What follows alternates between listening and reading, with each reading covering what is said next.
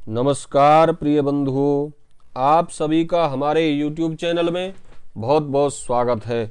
बंधुओं, आज फाल्गुन मास के बुधवार में आप श्रवण करिए भगवान गणपति की बड़ी ही पवित्र पावनी कथा।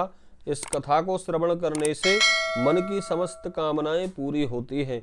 तो चलिए एक बार प्रेम से कहिए, बोलिए गणपति गजानन भगवान की जय। एक बार बंधुओं, महादेव जी माँ पार्वती सहित नर्मदा के तट पर गए। वहां एक सुंदर स्थान पर माता पार्वती महादेव जी के साथ चौपड़ खेलने की इच्छा व्यक्त की। तब शिव जी ने कहा, हमारी हार जीत का साक्षी कौन होगा, हमारी हार जीत का फैसला कौन करेगा। तो बंधुओं, माता पार्वती ने तत्काल वहां की घास के तिनके बटोरे और एक पुतला बनाया और उसमें प्राण प्रतिष्ठा करके उससे कहा, बेटा हम चौपड़ खेलना चाहते हैं, किंतु यहाँ हार जीत का कोई साक्षी नहीं है।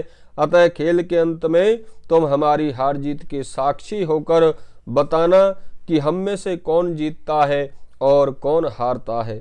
बंधुओं, बड़ा ही सुंदर खेल प्रारंभ हुआ। देव योग से तीनों बार माता पार्वती जी ही जीती। जब अंत में बालक से हार जीत का निर्णय कराया गया तो उसने महादेव जी को विजयी बताया।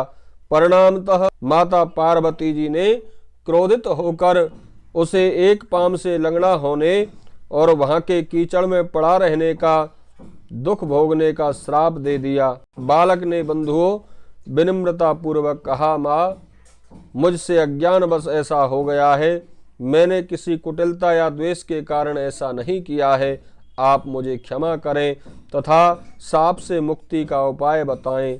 तब बंधुओं ममता रूपमयी माँ पार्वती को उस पर दया आ गई और वे बोली, यहाँ नाग कन्याएं गणेश पूजन करने आएंगी, उनके उपदेश से तुम गणेश जी का व्रत करके मुझे प्राप्त करोगे।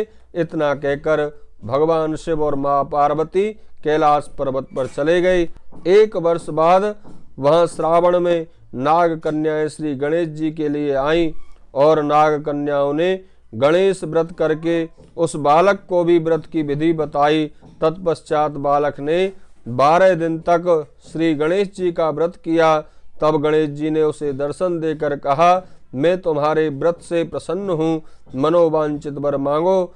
बंधुओं, बालक बोला, भगवान मेरे पांव में इतनी शक्ति दे दो, मैं कैलाश पर्वत पर अपने माता पिता के पास पहुंच सकूं और वे मुझ पर प्रसन्न हो जाएं।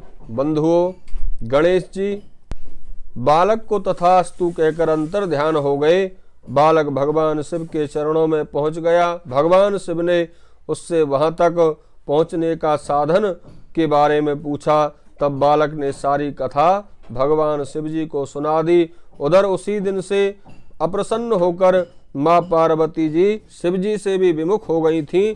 तदुपरांत भगवान शंकर ने भी बालक की तरह 21 दिन पर्यंत गणेश जी का व्रत किया और उसके प्रभाव से माँ पार्वती के मन में स्वयं महादेव जी से मिलने की इच्छा जागृत हुई।